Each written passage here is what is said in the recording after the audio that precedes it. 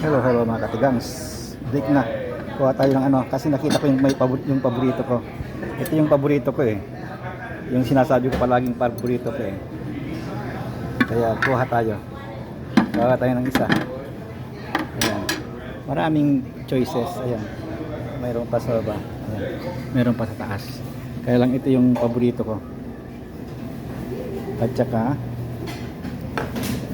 ito yung ano first break ko, salad lagi, pero iniba ko ngayon, nilagyan ko ng masetas.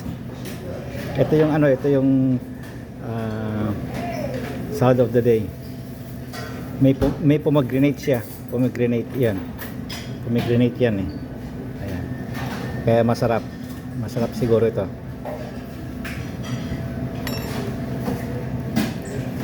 Yung pamangkin ko sa ano sa Manila, gumagawa ng ganito rin na pagkain nila. Itong klase na ito na ano na salad. Sabi ko, akala ko hindi kayo marunong kumain ng ganyan. Sabi, ay hindi naman hanggang marunong kayo. Nagluto nga ako, nagmix nga ako eh, sabi niya. Ito.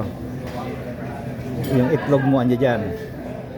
Mabasagin natin mamaya. Ito yun ang kinuha ko doon. Yung kinuha ko doon. Ayan, ito naman panulak ko. Yung taso na taso iyadan nyo, kabulon. Ayan, ito yung pagkain ko. Basta first break. Ito. Katatapos lang ng ano ng lindol dito sa amin. Malakas na lindol. Dito sa San Diego 6.3. Pero sabi ng ano sa Julian daw ay 7 point something. Pero okay naman kami sa awa ng Diyos. Hindi ko nga masyado naramdaman eh. Kasi nasa second floor ako. Kasi pag mataas na building sa second floor, hindi mo masyado mararamdaman kung nasa gitna ka ng ng mga floor. Pero pag nasa pinakataas ka yun, para kang dinodoyan. At saka sa ilalim. Gaya nung dito sa cafeteria namin, sabi lang lakas daw. Pero yung sa second floor nung nandun ako, wala, hindi masyado. Pero lumabas pa rin kami.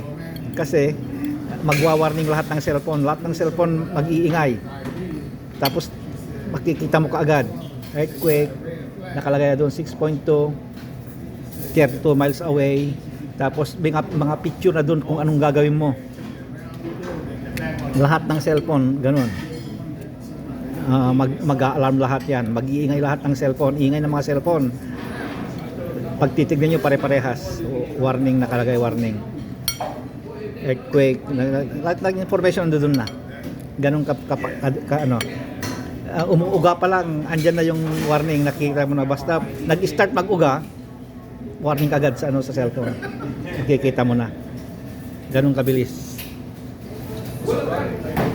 Pero hindi yung kasi dito meron din yung yung port line dito na parang the big one eh, parang sa Manila sinasabi. San Onofre yata yung yung the big one dito, na pag gumalaw yun talagang malakas. Kaya sa awa ng Diyos naman okay naman kami. Nagtawagan kami kanina kasi yung anak ko nasa eskwelahan, yung asawa ko naman nasa bahay natutulog. Yan. Okay naman daw. Okay.